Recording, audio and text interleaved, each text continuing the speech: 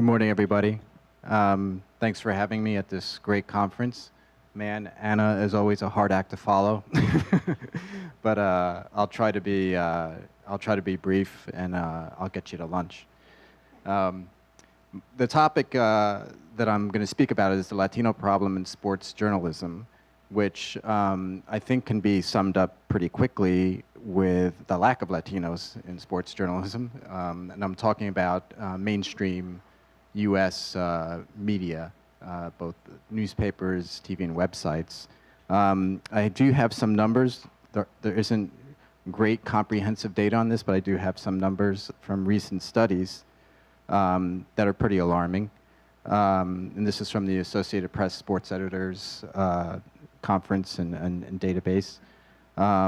The overall picture of journalists covering sports in the United States is about 97% white. And the Latino number, since that's the focus of today's conference, is about 3%, which is I think, pretty shocking.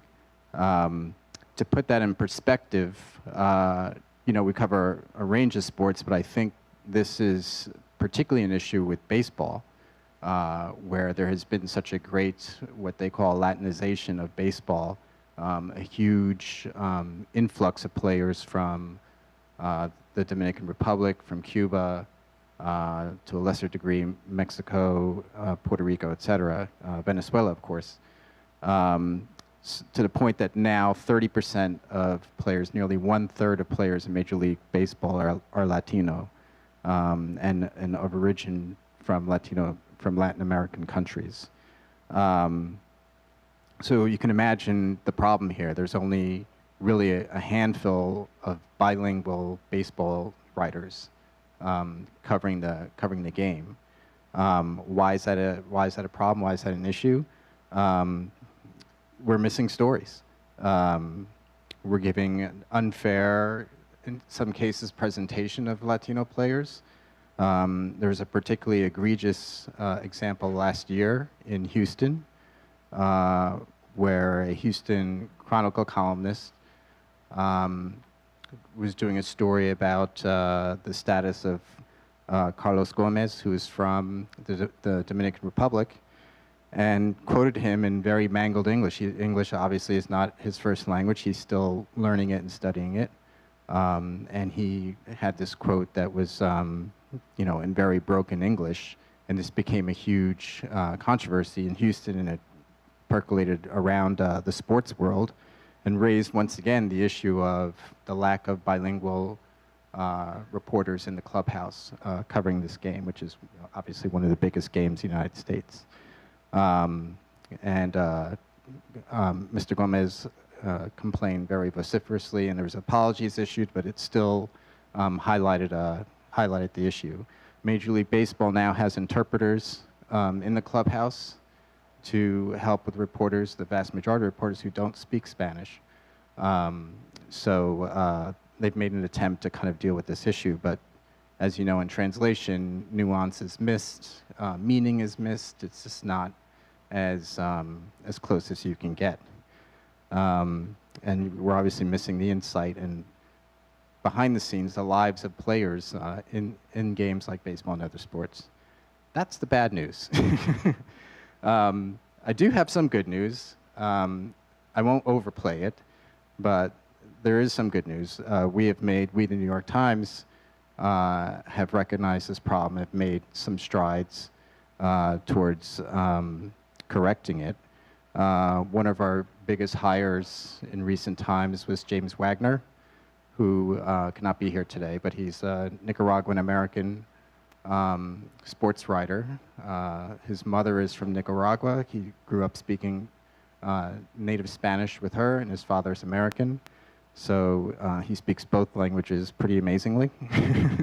And he is able to sort of crack into the lives of players and athletes in a way that I know is missing from our coverage, and I think is missing from a lot of coverage across the board. I did bring some stories. I don't know if they're queued up here. Yes. This is Bartolo Colon, who is a Dominican player. And let me just tell you a little bit of the backstory here. You can read the story online. I believe it was translated into Spanish, but I'll have to check on that. But the backstory here is Bartolo Colon is one of the biggest pitchers for the Mets. He's 43, or I think he's 44 now, and he's sort of a mysterious figure, and I use that entre comillas, no? In sports, because he had this reputation for being kind of aloof, inaccessible, maybe a little difficult. But James met him, and James was able to speak to him in Spanish and sort of crack that shield that players naturally put up because they are not always treated well by the media. And over the course of months, James, in simple conversations with him, was able to get to know him better and to make him comfortable and to get him to speak about his pitching and how he does what he does in a way that had never been reported before. And he was able to deliver a great story that really kind of cracked into how he does what he does in a way that was a scoop, not in terms of an investigative scoop the way we think of documents and stuff, but a sort of conceptual scoop, which I actually kind of think is, in some cases, harder to get. So that's one example.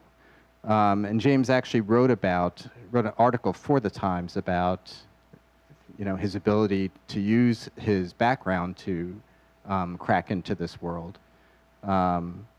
We also, and I think I have that. Yeah, this is James on the beat, and he talks about in this article the way he's able to make players open up. He speaks about a particular player at the lead there, but the punchline is this player eventually called James over to his locker when I was in the clubhouse before a game. How was it exactly that the Mets acquired me? Am I eligible for the playoffs? This is a player asking James about his career. So they reached that level of connection and understanding. We also are making a push in just covering in general sports issues from Latin America. This is the New York Times, so we're not that heavily focused on the score of the game. We do a lot more behind the scenes, the culture of sports, the figures behind sports. One story I did myself last year was on the Puto chant in Mexico, which is once again getting a lot of attention as they move towards the World Cup. And this was about the debate and controversy over that I'm sure many of you are familiar with it. The chant that some Mexican fans give to opposing teams when they're about to kick the ball to kind of throw them off. So like I said, we do have some good news. We know that we have a lot further to go. If anyone is interested in sports journalism, I'll be happy to have a conversation on the side and tell you about the Times and kind of our approach. So overall, like I said, there's a long way to go, but we feel like we are making some steps. They're not enough. We acknowledge that, but hopefully we'll do better in the near future. Thank you, Randal.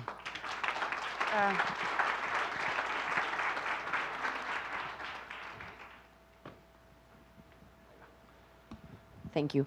Hi, Mike, you mentioned some of the problems with Spanish and journalism sports is the misquoting, and obviously these people are totally a different person in their native language. What other examples can you give us about some of the biggest challenges when it comes to that language barrier in sports? Well, in the case I gave an example of, the Houston Chronicle columnist, was just one example. This has been a recurring issue. What happens in the clubhouse, to give you sort of a brief idea of what happens, Usually after the game, the players are available for brief interviews at their locker.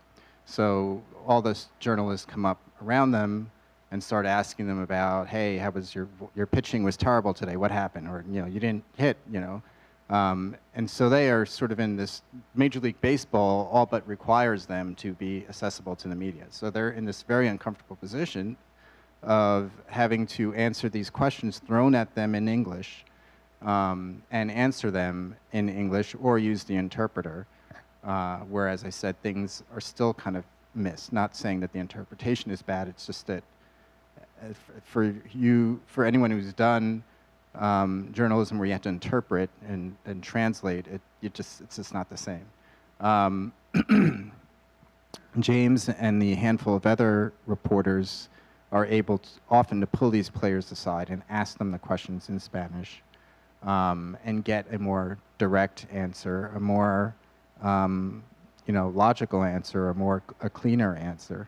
The challenge that we sometimes face is translating that into English, especially when they're using idioms and slang. James is pretty good, but he's still, when he's speaking to a player from a country where he hasn't lived, he has to stop them and say, what does that mean exactly? So it's not perfect, but we feel it's better. We're sort of experimenting a little bit with, we have a whole site called NYT en Español. We've worked very well together. We worked with them on this story, on the Puto chant, so that interviews that were done in Spanish, instead of using a translated version, we gave them the original interview in Spanish, so that it was exactly what the person had said. So little steps like that we feel is helpful. Hey, how are you? So I actually started as a sports journalist for the Boston Globe in 1991, and I made these suggestions in 1991 saying, oh, Boston Red Sox, there's going to be a big Latino star, and you're going to need Spanish-speaking reporters, and I was told that's not going to happen. And part of the audience I'm finding now, just having covered media and sports for 20 years, is that the readership is sort of ahead of what the New York Times is doing now. So how do you reconcile, because I think the void has been filled by a lot of bloggers and bilingual sites that we've been talking about these issues ahead of what mainstream sites like yourselves are doing. Right. So how do you reconcile that? Because I think the audience seems to be, the bilingual, bicultural audience seems to be ahead of what you're doing. Right. Well, one way we're doing it is having our own bilingual site, as I mentioned, NYT Español. Many of our stories are now published almost simultaneously or in short order in both languages. One little quirk with the New York Times is that because we cover sports so differently, I mean, I like to say, we sort of fly, give a bigger overview. We're not on the ground that much. We're not in the weeds that much. Many of a lot of sites that you've mentioned that I've seen cover more the day-to-day game, which is great and needed and welcome. The challenge that we face is finding journalists who are bilingual and also have experience or willing to do the kind of journalism, sports journalism that we do. So we're definitely recruiting, and we have our eye on people. So like I said before, if this is an interest of yours, come get a card or let's chat on the side. But I would concede that we are behind, but hopefully we'll make up some ground. To piggyback on the gentleman's question, if readership is that far ahead, how reticent are sports writing groups and other sports editors as a whole to acknowledge the demographic shift here? I can't speak for other editors, and I've been on the sports staff in the New York Times for about 2 years now, so it's probably better for me to not comment on what came before me.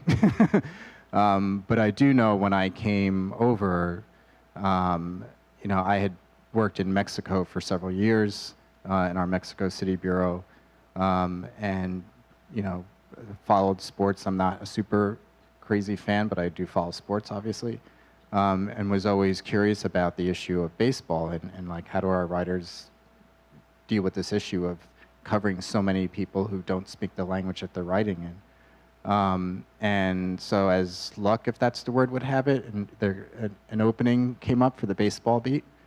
And so, you know, we pushed hard to like make up for this deficit. Let's find someone who could really crack that world and really bring, you know, a new dimension, an urgent dimension to our coverage. And so, like I said, step by step, you know, we're trying to, I wouldn't say make up for lost ground. That sounds like I'm criticizing the people who came before me. But let's just say, you know, we're trying to give a fuller coverage than maybe we did before. Thank you so much. Thank you, Randy.